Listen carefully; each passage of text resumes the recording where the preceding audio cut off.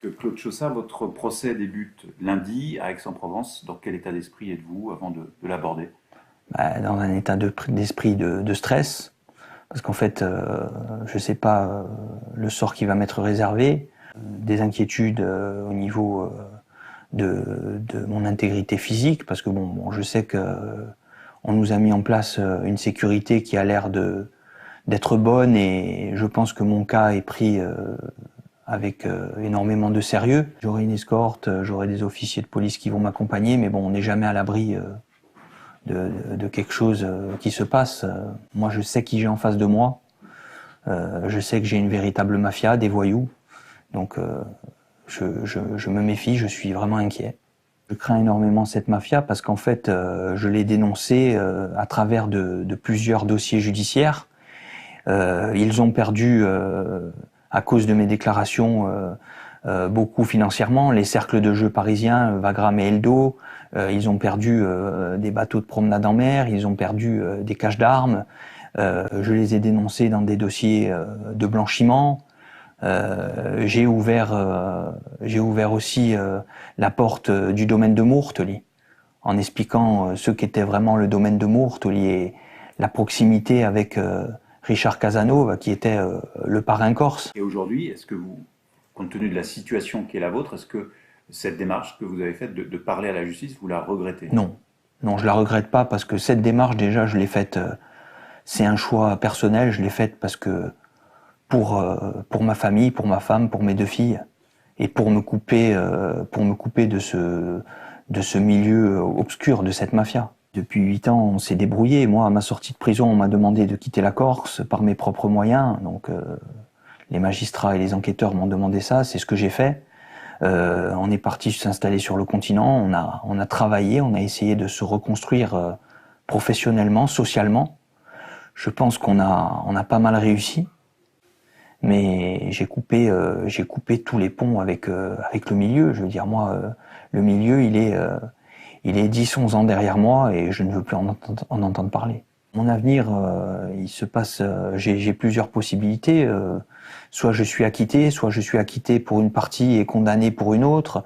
Après, je peux être condamné avec un aménagement de peine, avec des outils qui sont mis en place pour ne pas retourner en détention.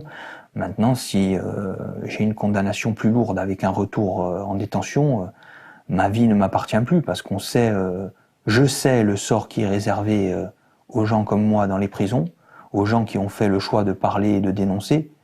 J'ai été victime de plusieurs agressions pendant mes 3 ans en détention, donc je ne l'imagine pas, ça me fait peur, mais bon, ce choix ne m'appartient pas. En détention, je suis plus rien, je suis un nom, un numéro, en plus un nom qui a fait des révélations fracassantes, qui a écrit un livre, donc considéré comme un repenti, une balance pour certains, un indicateur.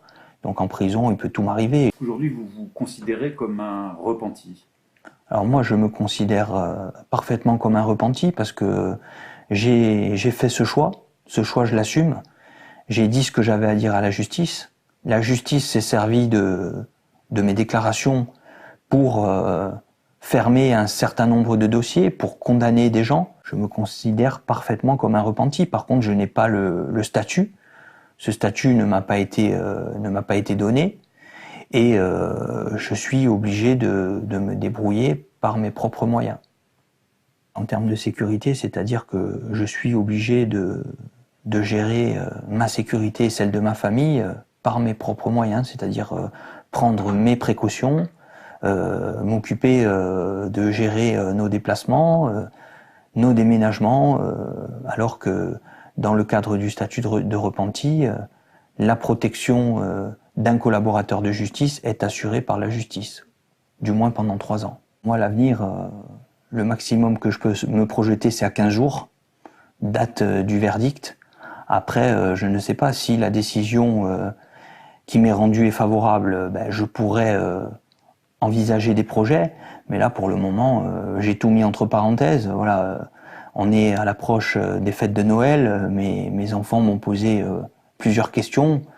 mais je ne peux pas leur répondre. J'entends plusieurs familles qui vont dire bon ben nous pour les fêtes de Noël on fait Noël à Perpignan, d'autres qui vont en station de ski, d'autres qui vont en famille dans le Bordelais.